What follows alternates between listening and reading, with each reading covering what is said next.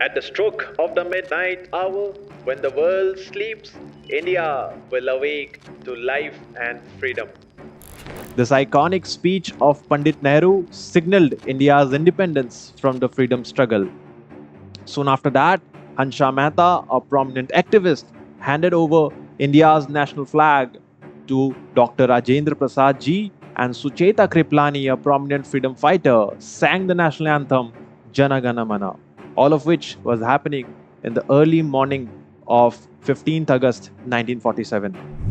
दोस्तों, हम सभी को ये तो पता है कि भारत 15 अगस्त को ही आज़ाद हुआ था, लेकिन क्या आपको ये भी पता है कि Bharat at the stroke of the midnight hour ही क्यों आज़ाद हुआ? जनरली सारी सरकारी काम वगैरह, दफ्तर वगैरह तो 9-10 बजे के बाद ही शुरू होता है, बट मिडनाइट में भारत को आज़ाद करने की क्या ज़रूरत पड़ गई थी इस दिन में, इस पावन दिन में? चलिए आज आज़ादी की इस पर्व में इस इतिहास को भी जान लेते हैं। दोस्तों, इसकी इतिहास जानने के लिए, समझने के लिए आपको उस समय के भारत को समझना पड़ेगा। उस समय का भारत कम्युनल रायत से जूझ रहा था। एक तरफ पाकिस्तान सेपरेट होना चाहता था और दूसरी तरफ भारत के लोग ब्रिटिश और कॉलोनियल जो भी लीगेसी थी उससे परेशान हो चुकी थी, उनको बाहर निकालना चाहती थी। और उस समय के ब्रिटिश प्राइम मिनिस्टर क्लेमेंट एटली जी इस सारी चीज़ को समझते थे और उन्होंने डिक्लेयर कर दिया था कि 30 जून 1948 तक भारत को अपनी पूरी आज़ादी मिल जाएगी। और इसी ट्रांसफ़र ऑफ पावर को करने के लिए उन्होंने एक बहुत ही काबिल व्यक्ति को चुना, जो कि थे लॉर्ड माउंटबेटन। अगर माउंटबेटन जी की हम इतिहास आपको थोड़ा सा बताएं तो वो मिलिट्री बैकग्राउंड से आते थे। He was a military commander earlier in world war II also. और उनसे जब पूछा गया कि भैया, मैंने तो बताया कि 30 जून 1948 तक आज़ाद कराना है, बट तुम क्या चाहते हो, कब तक आज़ाद होना चाहिए भारत?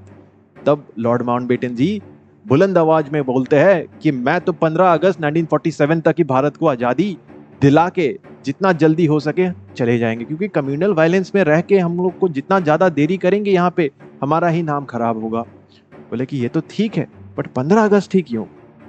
तब माउंटबेटन जी कहते हैं कि अगर आप भूल गए हैं, शायद मैं वर्ल्ड वॉर II में जापान में भी लड़ रहा था और उस समय मैं था साउथ एशिया का पूरा सुप्रीम एलाइड कमांडर। तो आपको पता होगा वर्ल्ड वॉर II में जापान कितना पावरफुल एक पावर था और उनको हराना काफ़ी मुश्किल था।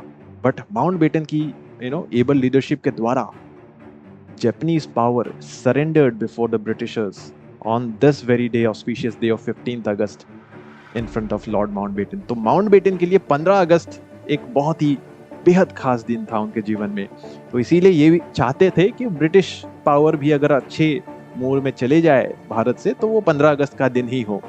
तो जब ये बात छिड़ा और भारतीय लोगों को बताया गया कि 15 अगस्त को तुम्हारी आज़ादी तुमको मिल जाएगी, तो आपको तो पता ही है हिंदुस्तानी लोग काफ़ी धार्मिक होते हैं और एस्ट्रोलॉजी के ऊपर बिलीव करते हैं।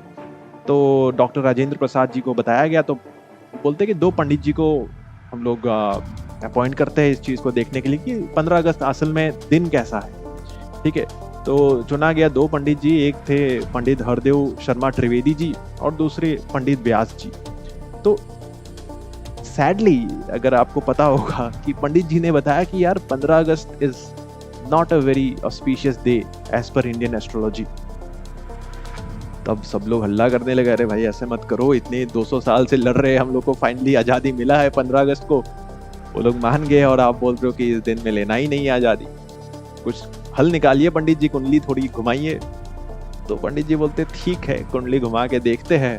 और उन्होंने एक तरकीब निकाला। बोले क्या तरकीब है? बोले तरकीब ये है बेटा कि वेस्टर्न फिलॉसफी के मुताबिक दिन की शुरुआत 12 AM को होता है और इंडियन फिलॉसफी के मुताबिक दिन की शुरुआत सूर्य जब सनराइज होता है, सूर्य की पहली किरण के साथ होता है। तो बोले बढ़िया, ये तो बढ़िया तरीका है। फिर पंडित जी क्या किया जाए? बोले कि आप 12 बजे से 48 मिनट्स का एक मैं विंडो निकाल के देता हूँ। इस विंडो में आपको जो भी कार्यक्रम करना है आज़ादी का उसको ख़त्म कर लीजिए। तब हमारा 15 अगस्त शुरू भी नहीं हो रहा है, क्योंकि सूर्य उस समय तक निकला नहीं होगा, सूर्य किरण नहीं पड़ी होगी और उनके मुताबिक भी 15 अगस्त सेटिस्फाई हो रहा है। तो इस पूरे हल के साथ हिंदुस्तानी लोग भी खुश थे और माउंटबेटन साहब को तो शायद पता भी नहीं चला ये सब चीज़ों के बारे में। दोनों ही तरफ खुशी थी और इसी के साथ भारत आज़ाद होता है। और ट्रिस्ट विद डेस्टिनी जो ये फेमस आइकॉनिक स्पीच है पंडित नेहरू का, उन्होंने इसको डिलीवर किया था। तो 48 मिनट्स के लिए उन्होंने इस पूरे कार्यक्रम को करा एंड उसके बाद 10 बजे तक असेंबली को उन्होंने एडजॉर्न करके रखा था। और इसी न्यूज़ के साथ फिर सभी हिंदुस्तानियों के घर में खुशी थी और स्ट्रीट्स में गाने बज रहे थे, जनगण मन बज रहा था, diyas were lit in across the country, people were dancing, people were singing and people were rejoicing this independence that was hard fought and well deserved. तो कुछ यही था आज की इस वीडियो में। मुझे लगा कि अगर इन्फॉर्मेशन इंटरेस्टिंग लगा तो बताइएगा मुझे। एंड आज़ादी की बहुत बहुत आप सभी को शुभकामनाएं।